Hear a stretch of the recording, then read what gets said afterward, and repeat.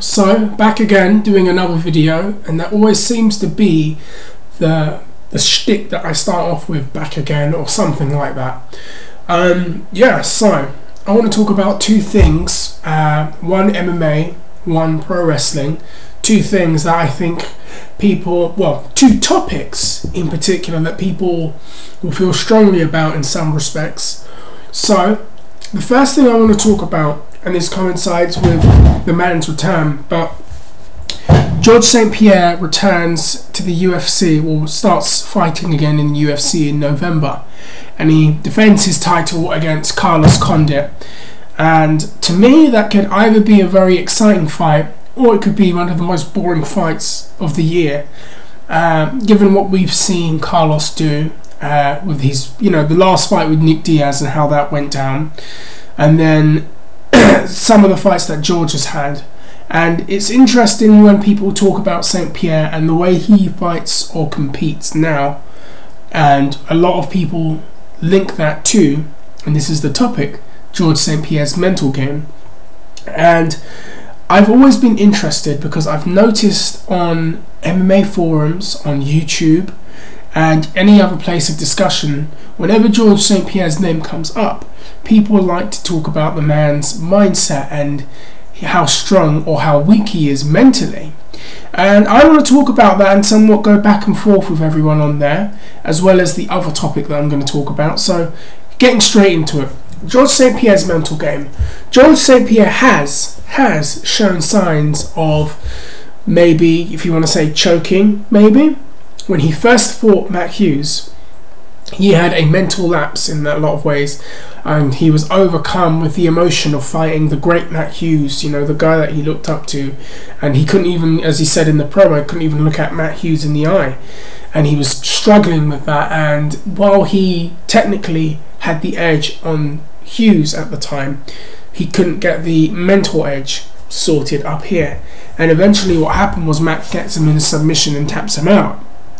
So then we fast forward to the BJ Penn fight, the first BJ Penn fight. BJ Penn wins the first round, cuts the man's eye. A lot of people would break in that kind of situation, yet St Pierre eventually just guts it out for 2 more rounds and ends up winning the fight. Then we fast forward to when he fights Matt Hughes. After that loss the first time, and a devastating loss in some respects, to Matt Hughes the first time, St Pierre works himself back into contention, fights Matt Hughes, beats him this time, and now it looks like the GSP era is about to begin. However, he fights Matt Serra, and this is where the topic really picks up. So St Pierre fights Matt Serra. St Pierre gets knocked out by Matt Serra, and George is very, very shaken mentally. And I remember an interview that he did on Sherdog, which is still on YouTube now if you want to see it, and I'll probably link it. The man is so shaken and he looks completely crushed that he lost to Matt Serra. And a lot of people have said things about that fight, that George wasn't himself, that he had things going on within his family, and he had the wrong kind of people around him. And I heard from himself that he had the wrong attitude towards Matt Serra, that he underestimated him and kind of overlooked him and said, oh well, it's only Matt Serra, and he ends up paying the price. And after that fight, that's when the changes slowly start to emerge in his style, and that's when the topic of his mental game picked up. And he came back, he fought Josh Koscheck, out-wrestled him for 3 rounds. Well, he lost, I swear he lost a round, but he won that fight anyways. Knocked out, no, he didn't knock out, he subbed Matt Hughes. He came back and then he fought Matt Serra in the rematch, and he beat Matt Serra. Now, to me, where the questions of the mental game come in is that a lot of people say that George is weak-minded. And to me, if George was as weak-minded as people make him out to be, he would never have been able to come back from the Matt Serra loss and put himself back into contention and win the title. He came back, he beat Josh Koscheck on 5 weeks' notice, he beat Matt Hughes, and then he finished Matt Serra. So it tells me that he does have some strength of mind to come back. Then you notice the change in the style and people link that to the mental game. People say that now George is nervous and he's a bit of a nervous wreck. I remember he fought John Fitch and he couldn't put Fitch away, and Fitch is quite hard to put away. Then the BJ Penn fight, and this is again where it got interesting because, hold on, let me just have my my smoothie, well, my homemade drink. No.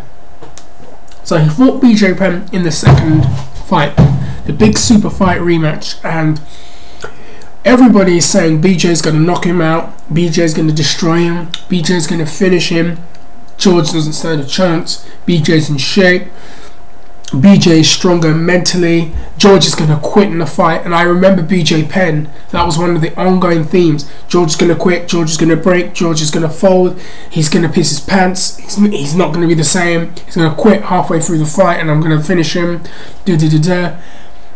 And the fight starts to, the fight week. Well, the build into the fight was interesting because a lot of people were talking about George having this weak mind and everything, and in the countdown, in the primetime specials, they're all saying the same thing from BJ's camp. So George St Pierre and BJ Penn fight, and the person who quit was not the person that we expected, because people can say what they want, but the fact is, after 4 rounds, BJ Penn broke mentally and told his coach, Jason Perillo guy, I'm not doing it anymore, I can't do it anymore. And Perillo looked and told the referee, we're stopping right now. And that's what everybody expected George St Pierre to do. So George came back. And to me, as his fights have progressed, I don't find his fights as entertaining as to watch. I don't, I miss the dynamicism of his fights. I remember in his early career when he would throw axe kicks and spinning back kicks and he'd be completely vicious inside someone's guard. He's not so much like that. He has become very conservative, and he has said things that kind of make people think about his mental game. Like the Jake Shields fight when he was very shaken after his eye got cut again. Got injured, and people are noticing that, and people are saying that if he fought a guy like a Nick Diaz in that same situation, Nick would have broken him mentally because George would have been flustered. But this is what I find interesting. Again, if George's mental game was as weak as people have said, George would not have been able to have come back as many times as he has.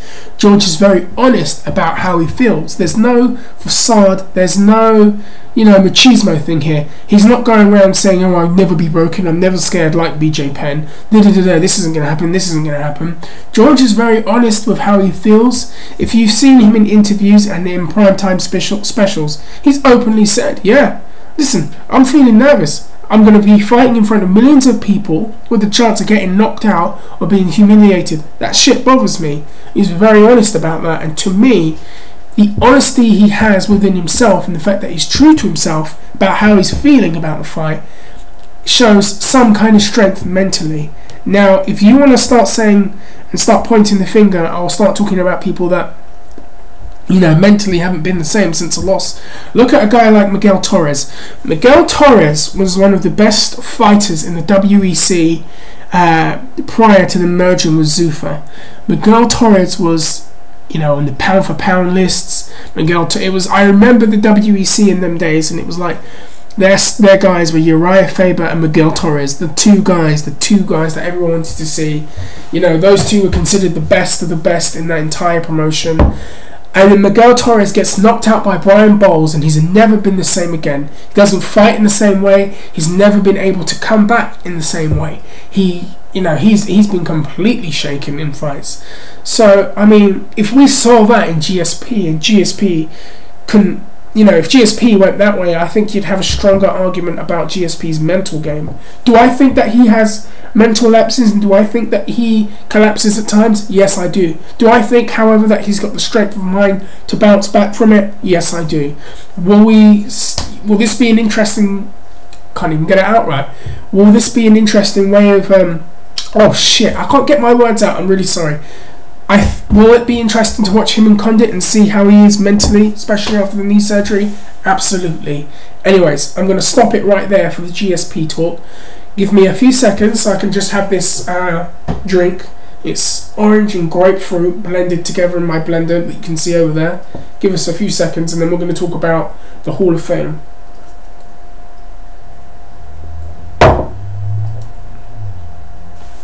So, I wanted to talk about the WWE Hall of Fame. So we're going to talk about pro wrestling. So, there's a lot of talk among people on the internet about who should be in the Hall of Fame and who shouldn't. And a lot of people will say Randy Savage, and he should be. A lot of people say Brian Pillman, and he should be. A lot of people will say guys like Bob Backlund, who was invited to be in the Hall of Fame, but he turned it down when they put Pete Rose in the Hall of Fame. I remember that's why he turned it down, because he didn't think it was a legitimate Hall of Fame. Guys like Rick Rude should be in there. I agree with that. But there's one name that people don't say enough, and I'm going to say it. And if there's a name that should be in the Hall of Fame, in my opinion, I think it's time that the WWE consider putting Bam Bam Bigelow in the WWE Hall of Fame. And I'm sure that a lot of people haven't actually thought of that, but now when I say it, I think it starts to ring a bell with them that yeah, Bam Bam Bigelow is a candidate for the Hall of Fame and he should be in there. This, to me, I remember when I was a kid just being absolutely terrified of the man, but that's the whole point. He looked like a vicious prison yard bully with that tattoo on his head and the flamed outfit. He had a phenomenal look. But this wasn't just another big, super heavyweight type of guy that couldn't do anything. Bam Bam Bigelow was a tremendous performer. I watched Bam Bam Bigelow have some great matches with The Undertaker. I remember him and Bret Hart at King of the Ring, and he was tremendous in that match. Bigelow should get as much credit as Bret does for that King of the Ring final. He was a tremendous heel counterpart to guys like, the Bret Harts or the Hulk Hogans. And I think that a lot of people, when they talk about the super heavyweights in wrestling, they always talk about Vader. And in my opinion, Bigelow was better than Vader. The only thing was, Vader was given the WCW title in the main event run in WCW. Bigelow didn't get that run until he went to ECW much, much later. But, going back, I always felt that Bigelow was better than Vader. I mean, I'd say Vader here and Bigelow just here. But, it depends on, it's a shame. But anyways, Bigelow to me is one of the most versatile big super heavyweight guys in wrestling. One of the standard setters for a big super heavyweight guy in wrestling. And I think that when we talk about the current business right now and the current product, a guy like Bam Bam is sorely missed. I mean, now you've got guys and they all look the same. They've all got these, shredded physiques, and they all are 6'8", and some of them look like Hollister models and all of this stuff. And it is very redundant and boring. And then you have a guy like Bam Bam, and he's a tremendous counterpart to the stereotypical good-looking pro wrestler.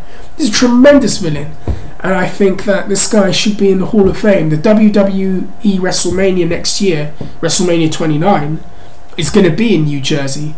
Bam Bam Bigelow is a New Jersey native. Why not do it? Why not have the Beast from the East, Bam Bam Bigelow, as your star inductee for the Hall of Fame? Get Diamond Dallas Page, make sure he doesn't talk about his yoga, but get Diamond Dallas Page to come out and induct him probably, and induct the Beast from the East. I was watching some of his stuff again the other day, and I just remembered once again how truly phenomenal he was. I watched him and Kobashi, and I'll try and link that match if I can, and it was only like 9-8 minutes, but it was just a great match to watch. There's matches with him and Bret Hart. His run in ECW was phenomenal. And again, here's the thing about people who have legacies in the business. Guys who have legacies, whether it be, in particular with pro wrestling, guys who have legacies are guys that have left something back, and they don't necessarily have to come out and constantly tell you how great they are. And Bigelow wasn't one of those guys. However, a guy like Triple H always has to tell you how great he is. Bigelow was a guy that gave back. Bigelow was an icon, in my opinion, in some respects, and a true legend of the sport. Because you think about this, he put over Taz, and he put over RVD. And if it wasn't for the fact that, the fact that Bigelow and Van Dam had that match, That match elevated RVD to another level, in my opinion. And if it wasn't for Bigelow being so gracious in that match and making him look like a star, RVD, in my opinion, would not be what he is right now in the business because of Bam Bam Bigelow. It was Bam Bam Bigelow that gave him that rub. He had great feuds with Spike Dudley. There's that great moment with him dashing him into the audience, which will always be in my mind. There was that tremendous match with Taz when they went through the ramp and put a hole through the ramp, and he eventually put him over. And you know what? Guys like that, they don't get enough respect. Guys like Bam Bam Bigelow, guys like Terry Funk, guys like Mick Foley, even though I rag on him a lot. Guys like that who, you know, saw that they need to get the future of the business ready. They should be honoured. And in my opinion, Bam Bam Bigelow is the perfect candidate for the WrestleMania Weekend Hall of Fame. Anyways, write your comments. I'm sorry this is all a bit jumbled and it might be a bit long-winded. I apologise. Write some comments. Let me know what you think. Share it. Subscribe. What do you think about GSP's mental game? What do you think about Bam Bam Bigelow being in the Hall of Fame? It rhymed. Anyways, take care and I will see you all soon. Bye.